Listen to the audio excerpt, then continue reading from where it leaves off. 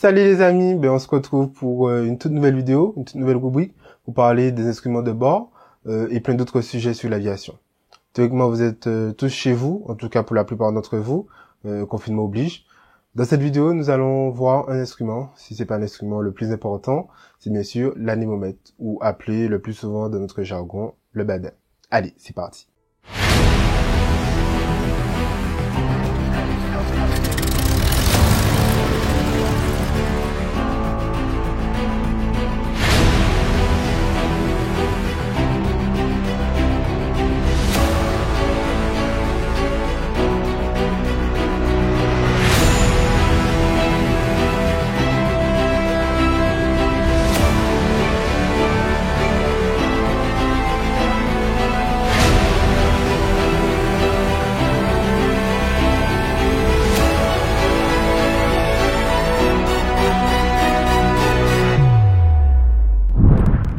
En 1911, le capitaine Naberry TV met au point un capteur de vitesse, appelé aussi antenne de déflexion. Fixé le plus souvent sur le haubord diesel, il recevait le vent relatif qui poussait en arrière la palette, située en haut à gauche, mouvement qui était directement relié à un ressort de rappel en bas.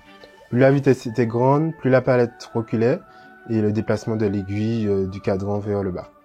Plus simple à réaliser, il fut adopté par l'armée avant que le badin ne soit généralisé comme vous le savez de nos jours.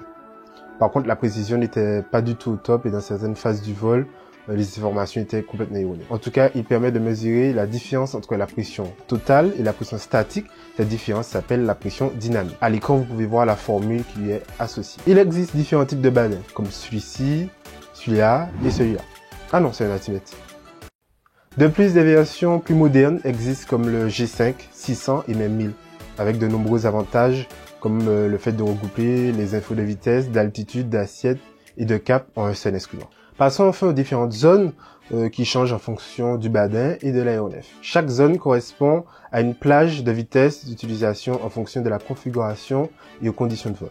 Nous commençons avec l'arc blanc, qui est le domaine d'utilisation des volets. Il débute de la VS0, qui correspond à la vitesse de décrochage en configuration d'atterrissage, et qui s'étend jusqu'à la VFE, qui représente la vitesse maximale de vol avec les volets sortis. L'arc vert, la plage de vol en conditions normales de l'avion, commence à la VS1, qui est la vitesse de décrochage en lice, jusqu'à la VNO, qui est la vitesse maximale structurelle en croisière. L'arc jaune débute avec la VNO, l'arc interdit en atmosphère turbulente, et qui finit par le trait rouge, la VNE, la vitesse ça n'est jamais dépassé. Voilà, j'espère que vous aurez mieux compris le fonctionnement et les différentes parties de l'anémomètre. Dans une prochaine vidéo, nous verrons l'altimètre, son fonctionnement et les règles semi-circulaires qui lui sont liées. Voilà, je vous dis à bientôt.